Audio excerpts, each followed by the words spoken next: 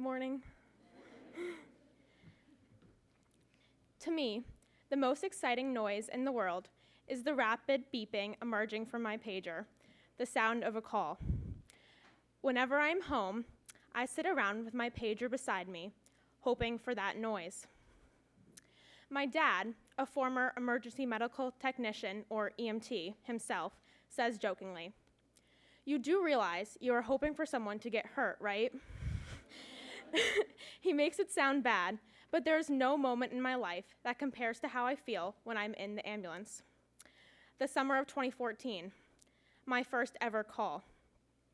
At this point, I was just an emergency medical responder, the most basic certification you can get.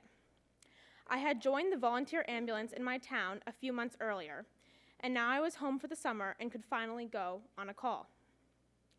After hearing the page, I ran out the door, got in the car, and raced to the station. Well, actually, my mom drove me because I didn't have my license yet. It was a routine emergency, as my dad says. Elderly man, fall. As the ambulance roared closer to the scene, I was overcome with many different emotions. Nervousness, excitement, fear. What if I forgot something? What if I made a mistake? When we arrived, the EMT in charge tasked me with a simple job. Stand there and write down everything that happens on a piece of paper that was secured onto a clipboard. Okay, I thought to myself, I know how to write words. I can do this. I was a fly in the wall, writing down patient history, vitals, and the wife's report. I clutched that clipboard like my life depended on it. When we got to the emergency room, I was instructed to photocopy the information I had written for the nurses. After I was done, we headed back to HQ. We even got to stop for ice cream on the way back. I was very pleased with myself until we got back and attempted to fill out the chart, and I heard, "Elsie, where's the clipboard?" It's probably on the ambulance. It wasn't. The office? It wasn't. Underneath the rescue boat? Nope, you guessed it. It was beside the copy machine at the ER. And since I couldn't drive, that meant another EMT had to drive 25 minutes back to the hospital to get the clipboard so she could fill out the chart. My first call, my first mistake. I was disappointed in myself. After waiting years to go on a call, when I finally did, I messed up. But of course, there was a lesson in all this. I didn't hang up my yellow rescue vest and call it a day. No, I hung on to that feeling of joy I felt on the ambulance more than the feeling of disappointment and embarrassment. I couldn't wait to get home and tell my parents all about my call, because when you have found what you truly love, setbacks do not hold you back. In fact, they make you want to succeed even more. Fast forward 1 year. I was at the tail end of an extensive 8-week EMT class.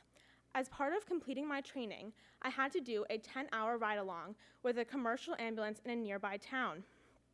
During one of the calls, we arrived at the scene to find an older man sitting in his kitchen. Oxygen tubing twisted around the room, weaving in and out of piles of old food, newspapers, and mysterious puddles that alluded to the foul stench that hung in the air.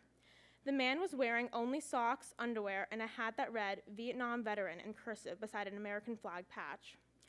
He wasn't sure where he was or what year it was, which is why we were required to take him to the hospital. He did not want to go to the hospital, which may have been the reason why he was very rude towards us. Complaining every step of the way, we helped him walk to the porch where the gurney awaited him. The moment we stepped outside, it began to downpour, the type of rain that blocks your vision and wets your bones. "Oh, great," remarked the man sarcastically. The other EMTs and I exchanged a look. I followed their orders to run to the ambulance and returned with an armful of towels. We managed to get this rather large man onto the gurney with much effort and then onto the ambulance. Once in, water was everywhere.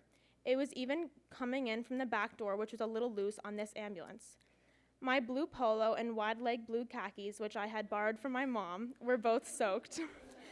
The EMT beside me on the bench told me that I could prick the patient's finger so we could check to see if the reason for his altered mental status was low blood sugar. I reluctantly took this man's hand in mine.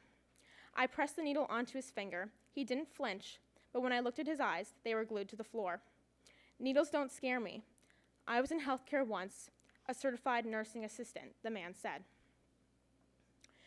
The EMT and I exchanged a look. It was a good sign that he could remember these details. He went on to inform us that he had lost his job a long time ago and that he didn't have any family. I was reminded again that regardless of how uncomfortable I was, this patient needed me. We all want to be in control all the time, but we can't be. When I get in the ambulance, I don't know what the call is going to be. Training to be an EMT, put simply, is preparing to be out of your comfort zone, to not have control over a situation. In life, we also have to push ourselves outside our comfort zone. We do this by engaging in Miss Jonielle's courageous conversations, by seeking broader experiences, and by getting to know someone who you think you have nothing in common with. Don't close yourself off to new experiences.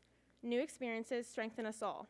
If I had closed myself off at the start of this year, I never would have gotten to know one of my best friends, Chappelle Johnson, in our AP environmental class when we randomly sat beside each other. In fact, we have so much in common that we often tell each other, how were we not friends earlier? We are the same person. Now for the most recent and perhaps the most important lesson I have learned. Over Thanksgiving break, now a full EMT, I responded to a call with my ambulance corps to a little log cabin in the woods where an old woman lived alone. We found her complaining of abdominal pain. This woman, like most of the people we take care of, was extremely difficult. Once she was in the ambulance, the paramedic prepared to set up an IV so he could give her some pain control medicine. Right before the needle entered her vein, I grabbed her hand. As soon as I did, she squeezed hard. I squeezed back. When the paramedic was done with the IV, the woman didn't let go of my hand. I held her hand in mine for the remainder of the ride. It was a simple gesture, but the look in her eyes told me how much it meant to her. Eric Greitens, who spoke to us 3 years ago, wrote eloquently of the actions of his fellow soldiers in his book, The Heart and the Fist. Quote, I had seen many different definitions of courage, but now I was seeing it in its simplest form. You do what needs to be done day after day, and you never quit. In emergency medicine and in life, sometimes you will be the hero. But far more often than that, you just try your best in the situation that is in front of you. Do not sit around and wait for someone to give you orders. If someone needs their hand held, grab it and don't let go. Thank you.